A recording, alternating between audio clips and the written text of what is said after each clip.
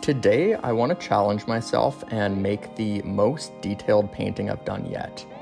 I've done some where I've had more detail than most of the ones that I do, and they're a lot of fun, but I want to challenge myself to do extreme amount of detail. So I'm not going in with a plan like I do with most of my paintings. I am just kind of starting and seeing what happens. That's usually what I do. So I'm starting with a circle in the middle and just kind of having different sections. I think if I want to make this one as detailed as I want it to be, I'm going to have to section off a bunch of these smaller parts. So usually I'd leave an aspect like this little house on its own, but I'm going to have a bunch of doodles and designs in it. And I'm going to do that for every single part of this painting. So I'm starting with this Sharpie and getting a nice outline. Then I'll add some color as a base. Then I'll start with the detail where that's what'll make it the most detailed one. I still want the doodle outline to be extremely detailed and have a bunch of good sections in the painting. And then I want to go even more with that secondary part. So I'm doing this doodle, like I said, no plan, and just kind of seeing what looks cool. And I want a lot of faces in this one. I want a lot of cool shapes and a lot of lines, things to kind of link certain portions of the painting together. So this one will be a lot of fun and different than the oil paintings that I've been doing. So yeah, this will be a fun challenge, and I want to make sure I don't kind of halfway through, not necessarily give up on the challenge, but not do it as much. I want to make sure that it's extremely, extremely detailed, and we'll see how it looks at the end.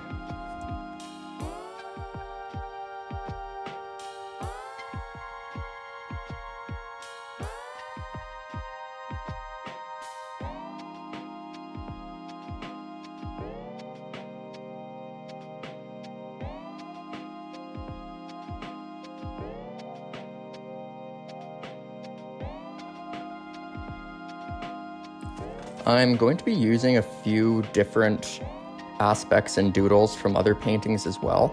A lot are going to be random and seeing how either the paint dries or certain shapes and doodles blend together.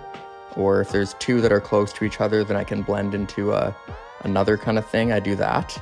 But I'm going to use some other ones. I've been enjoying doing the tornadoes and the train and the boat. So I'm just kind of adding these kind of fun aspects, and I want to make it, like I said, it's going to be extremely detailed. So some of these are just going to be more acting as a background for other kind of aspects and doodles within it. This one's going to be an exciting one to do. It kind of reminds me a little bit of the process of when I first started painting. I was doing more of these where I kind of, back then they weren't very detailed, not like this, but I would do a few shapes and designs and kind of doodle it out, and then almost treat it like a paint by numbers and just kind of paint it there. So this will be kind of using more of that in the sense of I'm drawing an outline, but I'm going to go further and then do the abstract details within the way that the paint is drying. So it'll be fun. I'm doing this little volcano in the corner. I like the volcanoes, and with this one, it can actually kind of lead to other stuff. So I want a lot of things attached to each other and doodles kind of beside each other and linking to one another. So I have some ideas with the volcano and stuff I'm going to do. Again, even when the painting's fully, painted and there's no white spots, that's where the real kind of work on the detail part starts. So it'll be fun to see how it changes throughout the painting. I'm also doing this one in I got a tripod, so I'm going to do a lot more kind of horizontal where you can see the whole painting. This first part has a few more zoomed in clips, but in a few minutes, it'll kind of transition all to the horizontal ones on the tripod. So I'd love to hear feedback on what you like. If you like the change of a few far away shots and a few close-ups, or if you like it all where you can see the entire painting.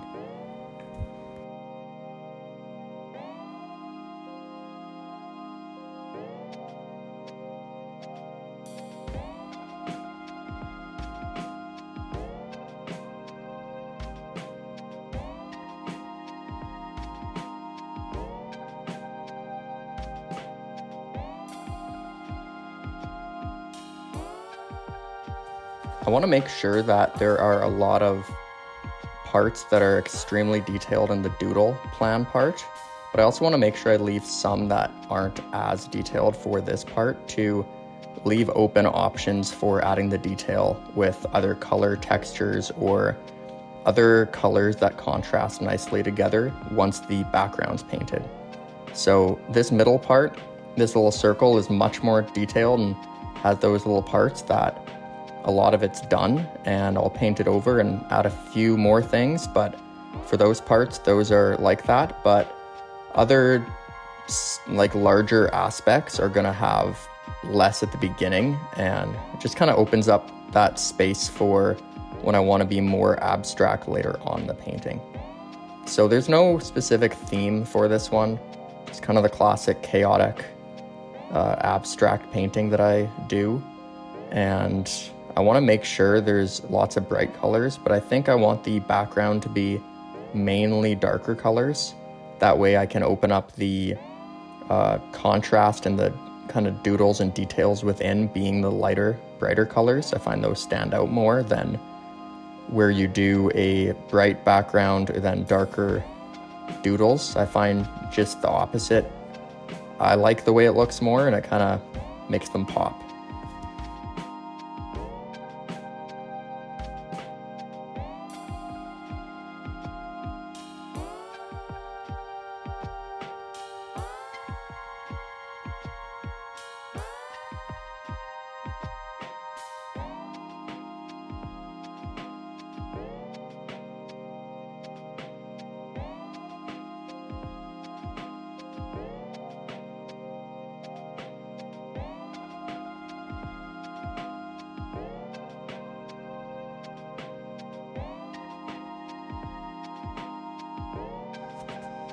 So now I'm doing some color. So I'm adding that first bit of green. I'm used to doing oil paintings the last month or so. So the acrylic paint is a lot more different. I do like both, and for certain projects or themes or level of detail, I do prefer acrylic for some stuff, but I'm not used to some of the paints, how it takes a while for it to cover and really soak into the canvas. I found with the oil paints, a little bit of paint went a long way. But with this one, especially some of the lighter colors and that green too, I'm gonna have to go over it probably 2 or 3 times, maybe 4 if I want it really dark. Some areas I'll leave lighter on purpose, but majority of them I am gonna have to go over quite a few times, which is okay. It kind of gives a opportunity to create more texture, but it's something that I definitely am not used to in the last month. What is good about that is because it is acrylic, it dries very fast. The oil painting, I'm still not used to. There's some parts that even weeks later are still a little bit wet, and if you try to do something over it, it'll blend still. But the acrylic paint, I find some of these larger areas, by the time I'm done one side, the other side's ready for the second coat, so it does make it easier. I am adding these kind of brighter blue colors in here. I'm probably gonna have a few different blues in this painting, but I do like the bright blue and how it covers, and it's a nice background. You can add some clouds or scenery or just other kind of details that stand out more, and it'll be good when the background is darker colors to just kind of pop out more. I'm adding more green on this leaf, and yeah, this is fun. This is the part where I get to go in and choose the colors, see it come together. Sometimes I see I'm doing more bright colors than I wanted to be doing, so I'll do some darker colors just to make sure.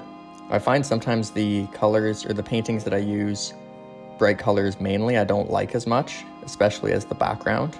So I try to stay away from doing that kind of as the primary background ones. But I am going to try to use a lot more colors than I usually do and just make this one a fun painting to look at.